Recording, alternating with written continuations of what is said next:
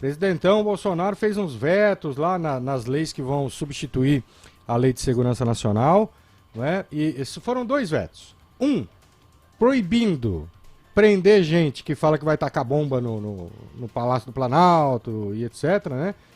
Pela livre expressão, liberdade de expressão, mesmo tendo ameaça. E o outro veto dele foi com relação ao envio de informações falsas, né? De notícias falsas massivamente. O que é isso? É a fake news, né?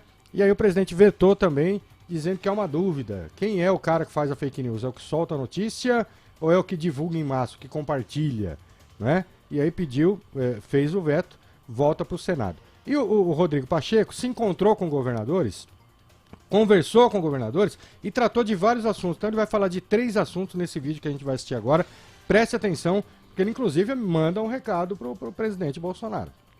É com satisfação que eu recebi na residência oficial do Senado governadores dos estados e do Distrito Federal que se organizam no Fórum de Governadores, coordenado pelo governador do Distrito Federal, Ibanez Rocha, e tratamos de temas importantes para o país, que é fundamental e é pilar da democracia o diálogo.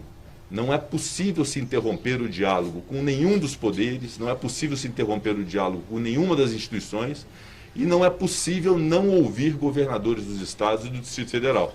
Portanto, essa lógica, essa tônica de diálogo permanente, em especial com os governadores que sabem a realidade de cada um dos estados brasileiros e do Distrito Federal, é fundamental que nós estejamos abertos no Congresso Nacional para esse diálogo permanente. Tudo que for para ajudar, eu vou fazer.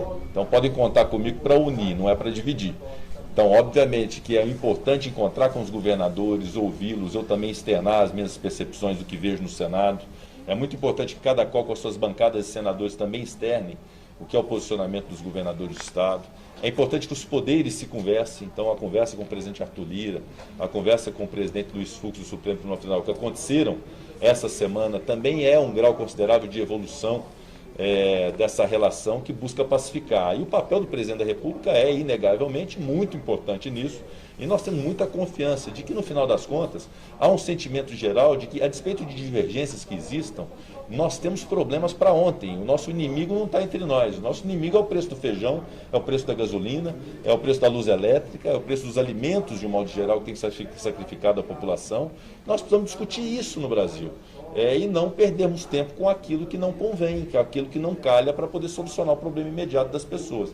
Então, o papel de maturidade política de todos esses agentes sentarem-se à mesa para poder tratar dos temas nacionais é muito importante para o Brasil. Eu vou bater sempre nessa tecla e confio muito, respondendo a pergunta do colega, em relação às manifestações. Manifestações é o que há de mais bonito na democracia, das pessoas poderem ter a liberdade de se manifestar. Isso é próprio da democracia.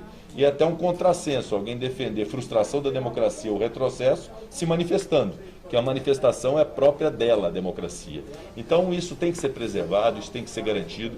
Obviamente que pontos de manifestação, de um modo geral, qualquer que seja ela, por qualquer meio que seja, que vise retroceder democracia, que vise não ter eleições, ou ter algum tipo de intervenção, ou autoritarismo, ou totalitarismo, isso tem que ser rechaçado, porque isso não é democrático, isso não é patriótico, e obviamente que isso tem que ser repelido. Mas as manifestações são muito bem-vindas. Eu espero que todas as manifestações de 7 de setembro sejam cívicas, patrióticas, afirmativas de pontos de vista de segmentos, assim como terá manifestações no dia 12, segundo soube, que eu espero também que sejam pacíficas e ordeiras. Então essa é a democracia que nós vivemos, que felizmente permite que as pessoas possam externar aquilo que pensam.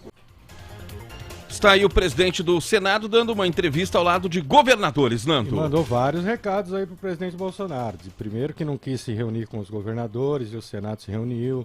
Segundo, que não tem que perder tempo com coisa que não é importante para o Brasil, como demonstração de força, por exemplo. E sim perder tempo com o preço da gasolina, da carne, do alimento, né, de tudo que está acontecendo. E por fim ainda falou dos protestos aí da manifestação, que é legítimo, que é democrático, mas não adianta ir pedir não ter eleição, ou não ter eleição com a da urna eletrônica, ou para acabar com o STF e etc., que o parlamento não vai admitir esse tipo de coisa. Ô Nando, o Brasil vive um momento inusitado. Estão sendo programadas as manifestações para o dia 7 de setembro, né? A maior parte das pessoas, por se tratar de um movimento já organizado há muitos dias, o presidente está criando uma expectativa enorme, né? Ao dizer, o Brasil não verá nada, nunca viu nada igual diante daquilo que vai acontecer no próximo dia 7 de setembro. E nós temos outras pessoas que devem fazer manifestação contrárias ao presidente Bolsonaro. Até aí, ok, Claro. está no campo democrático, né? E as autoridades estão pedindo e tomando providências para minimizar o risco de briga, para minimizar, né, qualquer ameaça e etc. Mas por que inusitado, Nando?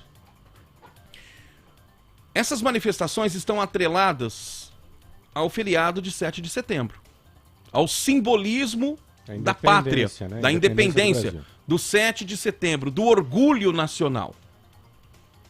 E por que, no meu entendimento, é uma situação inusitada?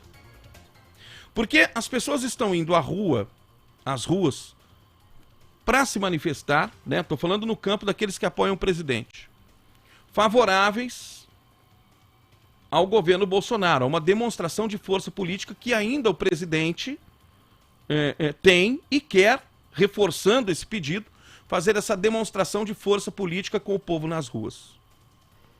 Mas, gente, nós vivemos um momento terrível. E a gente está sentindo na prática, nos simples gestos do dia a dia.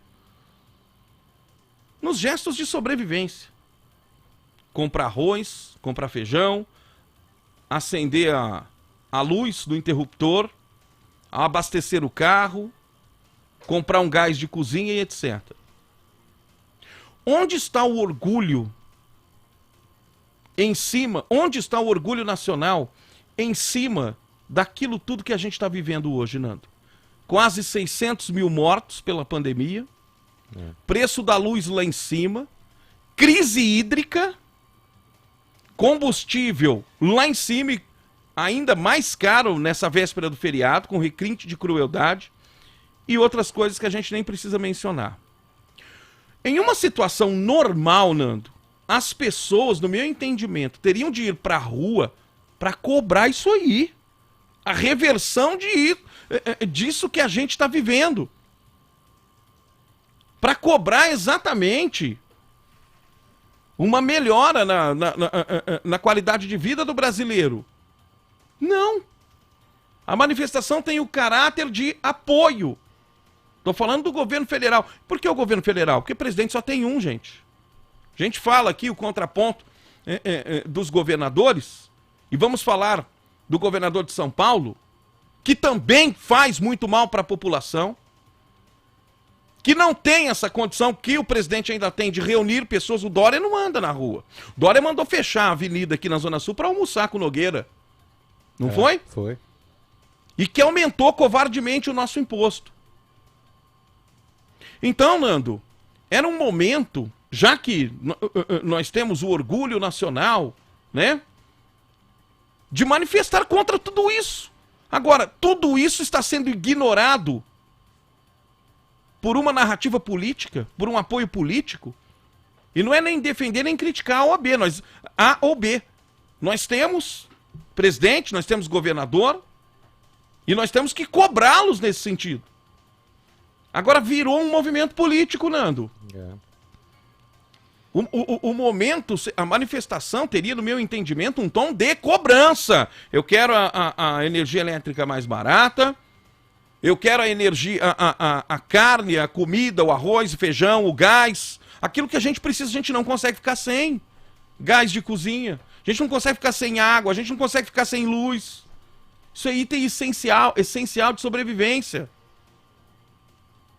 Mas num momento tão dramático que a gente vive, e não dá para esquecer a pandemia, e aí cada um tem sua responsabilidade, né? Governo estadual, que fica só no discurso, no marketing, e o governo federal, que negou a vacina. Então, seria um momento de se manifestar contra tudo isso, mas a manifestação ganha um perfil. Olha, nós temos orgulho do Brasil. Claro que nós temos orgulho do Brasil, mas não dá para ter orgulho num país que perdeu o freio. perdeu a mão. Olha onde a gente chegou, o buraco que a gente tá. Que orgulho é esse? Onde está o orgulho em tudo isso? Então, no meu entendimento, é uma situação inusitada, Nando. Inusitada. O tom de teríamos que ter um tom de cobrança para todo mundo que tá com a caneta na mão.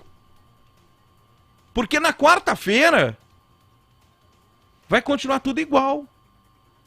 A manifestação lá na Avenida Paulista, seja onde for, ou lá no Anhangabaú, né, onde devem se reunir os contrários ao presidente Bolsonaro, não vai mudar na quarta-feira. Não vai trazer a gasolina para R$3, R$4, não vai baixar o preço do arroz, do feijão. Então, onde está o orgulho em todo esse cenário?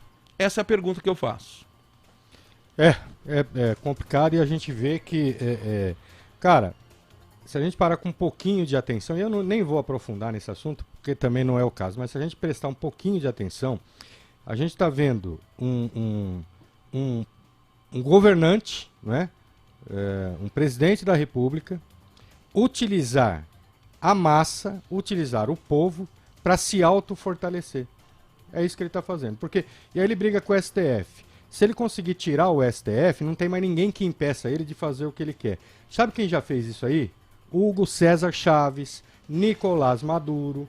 Eles iam fazer aqueles discursos inflamados e mexiam com a população. Os negros passando fome lá na Venezuela.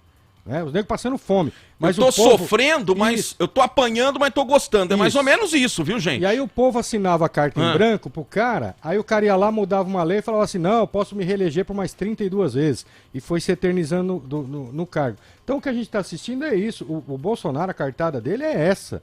É fazer com que o povo assine a carta branca para ele, para que ele possa fazer o Brasil do jeito que ele quer. Como se ele fosse Jesus Cristo. O cara que sabe tudo, o cara que é bom. Ele é bom e o resto é tudo ruim. E o Bolsonaro, ele deu uma declaração recente dizendo o seguinte, existem 3 caminhos para mim. Prisão, morte ou vitória. Ele não trabalha com a possibilidade de derrota. Com o momento que a gente está vivendo,